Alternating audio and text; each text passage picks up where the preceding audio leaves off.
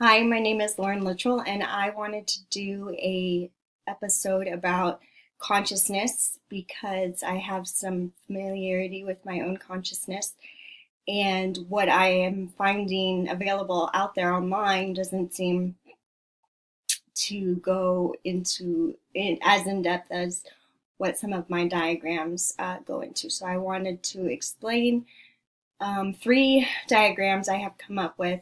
One is about the wheel of consciousness that kind of gives you a roadmap for how thinking translates into feeling, translates into action, and then learning. And then a few Venn diagrams about what makes up your consciousness, because when you're aware of what's going on in your head, the more aware you are, the less likely you are to be manipulated by brainwashing tactics or fear tactics and whatnot, which I see going on a lot in my country. So we'll get started with the, this is a wheel of consciousness. And when I posted this, somebody said it actually works the opposite direction. The arrows are the way that the loop works, and you begin with new intending. That's intention is a sect of consciousness that's different than remembering or ideating or learning. You're intending to do something, and intent is not new to a system.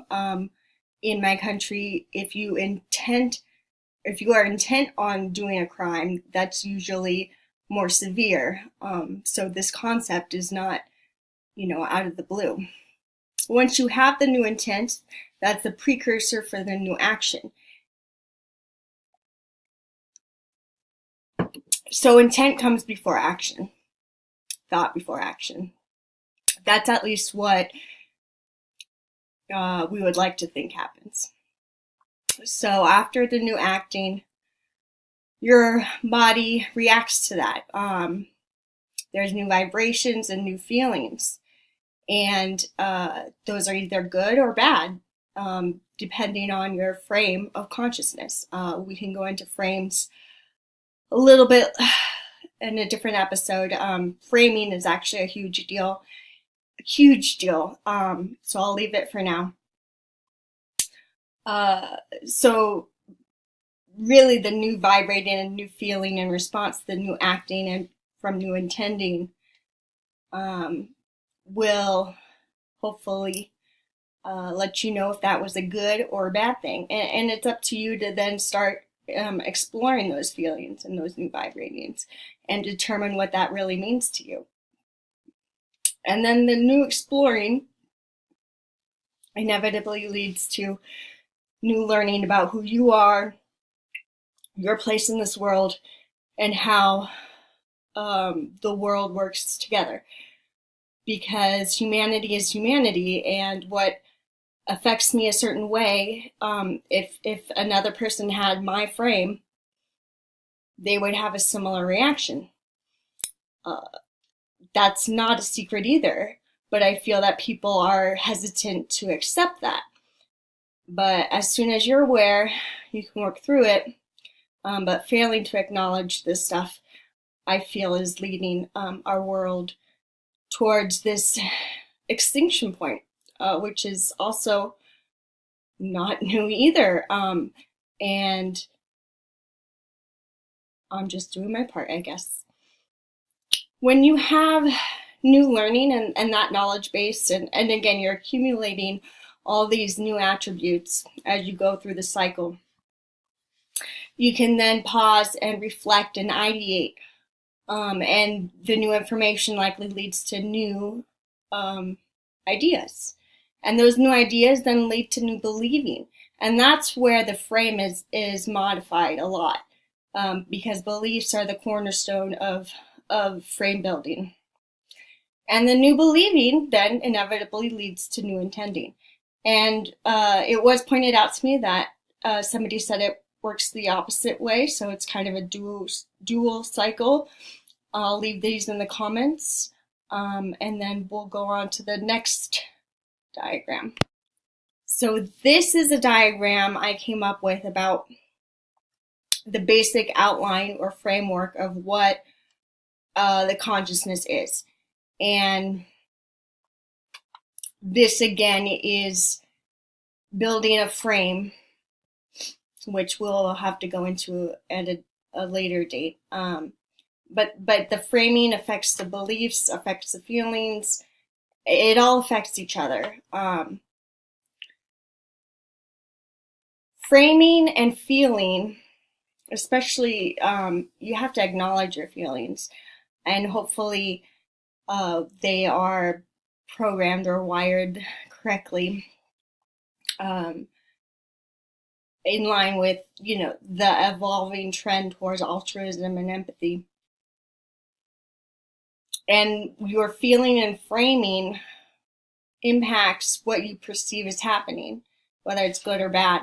And your perception of what is happening is a really big component of updating your knowledge base most accurately. So framing and beliefs, again, beliefs are the cornerstone of framing. These kind of dictate how your thinking is going to go forward. And if you want to change any components of your consciousness, all that it takes is awareness and self-reflecting. I like to do journaling and meditation. I like to improve every day. And so I work towards that goal and do the work. And that's where a lot of these diagrams are coming from. Emotions are super important because they hijack the thinking brain. But they also impact the beliefs and feelings that one has at any given moment. And again, it's all connected. You can't take one of these components out and call it consciousness. There's actually, this is the, let's just say it's like an onion. There's layers and layers and layers of consciousness. But this is the base. And again, I'll put this diagram in the comment areas. And hopefully we can move forward with consciousness all on the same page, because what I've been able to research doesn't indicate that that is happening. This is a diagram about beliefs, and beliefs are cornerstone to a frame.